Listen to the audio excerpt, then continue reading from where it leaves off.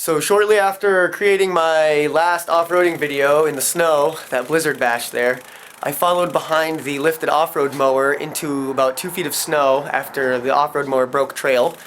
The problem was that I had tons of snow jamming itself up into my pulleys.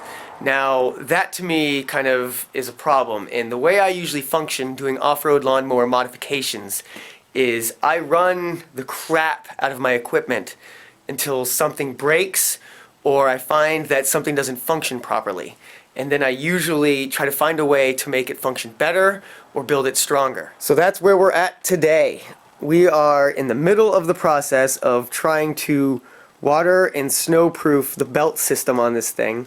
Not really waterproof, but at least to stop debris and crap from getting jammed up underneath the whole tractor, as you can see the underside here, and getting crap stuck up in my pulleys. You can see right here in front of you, there is now a belly pan with 6 bolts. And I call it a belly pan, not a skid plate, because it's thick sheet metal, or sheet steel as you might call it.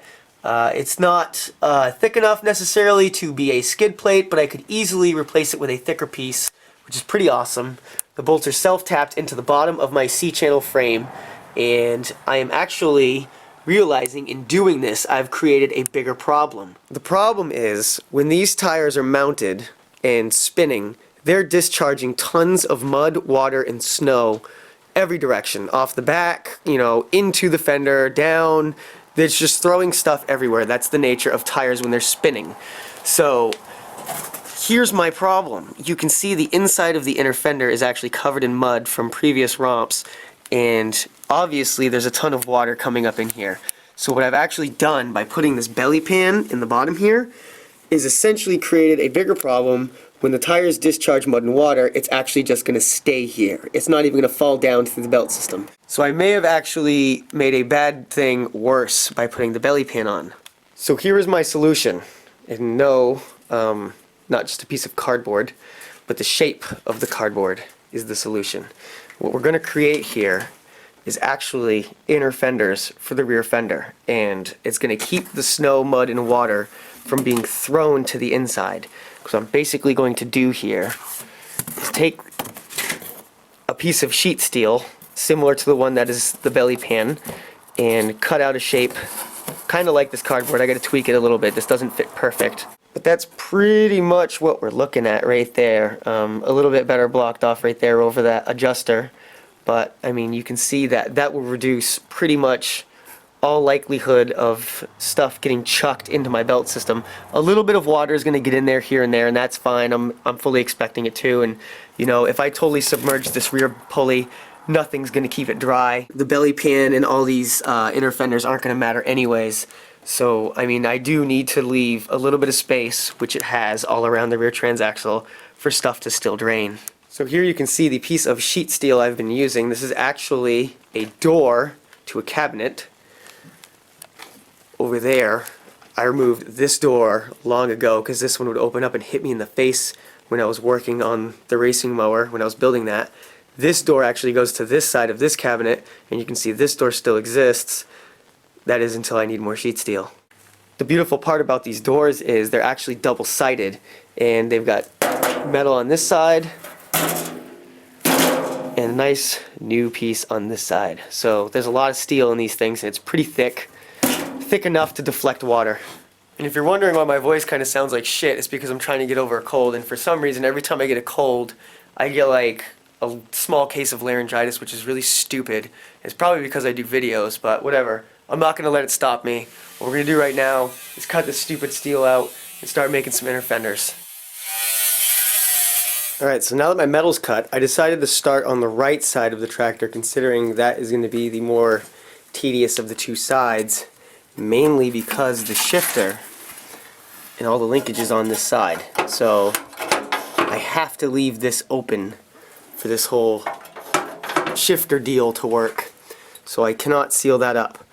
The problem I ran into is I couldn't make a piece of steel that went up and around this or dropped in behind it with a notch or a slot cut out for that thing. So I was really scratching my head trying to figure this out. So I ended up deciding that I was just going to plate this off separately in the back You can see that's totally welded into place, so that's more or less permanent.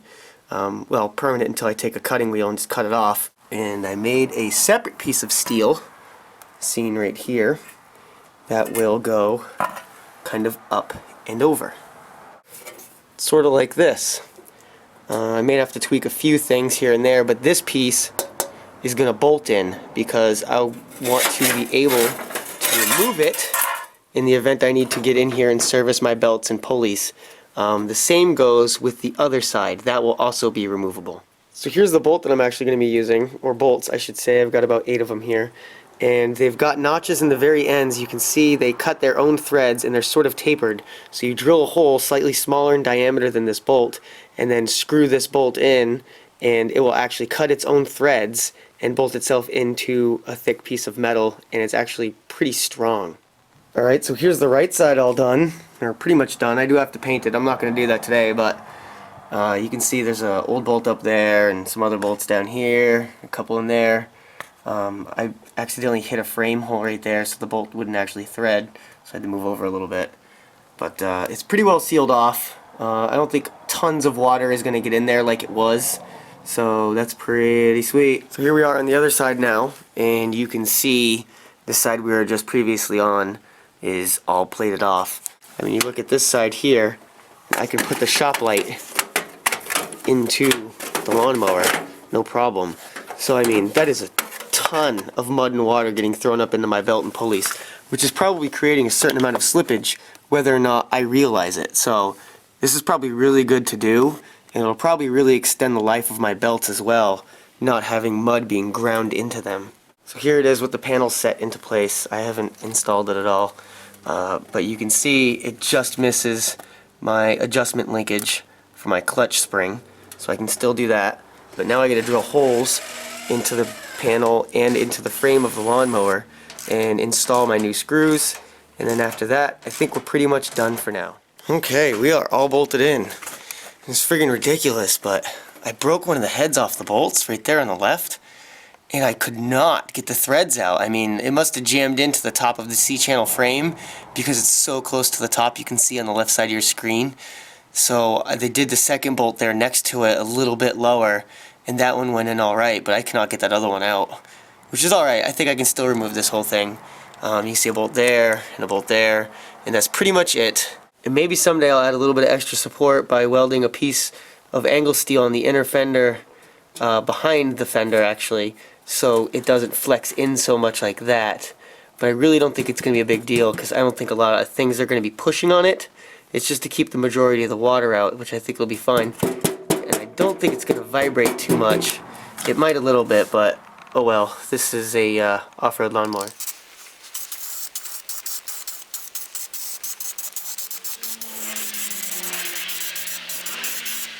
So while the paint's drying, we're going to check some stuff out.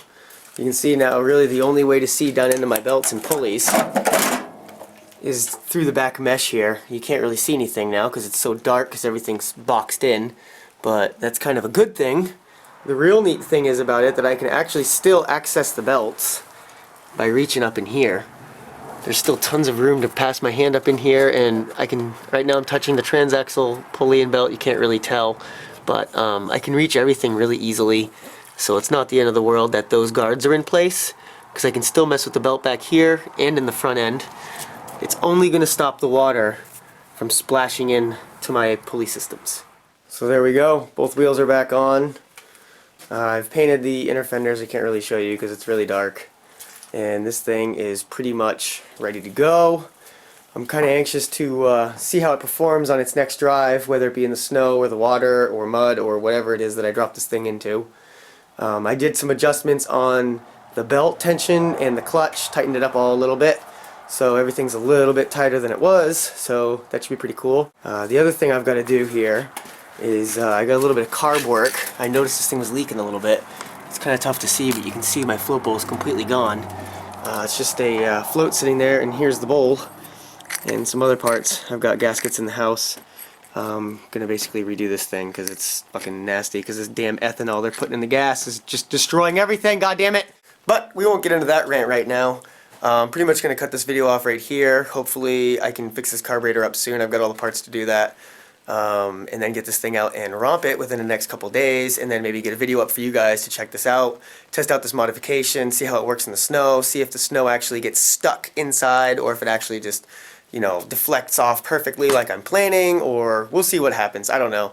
We'll see if it's a good modification, if it's a bad modification. I'll surely let you know either way. But like I said, that's pretty much it. Let me know what you guys think. Any suggestions, comments. I love hearing from you guys. And that will do it for me this video.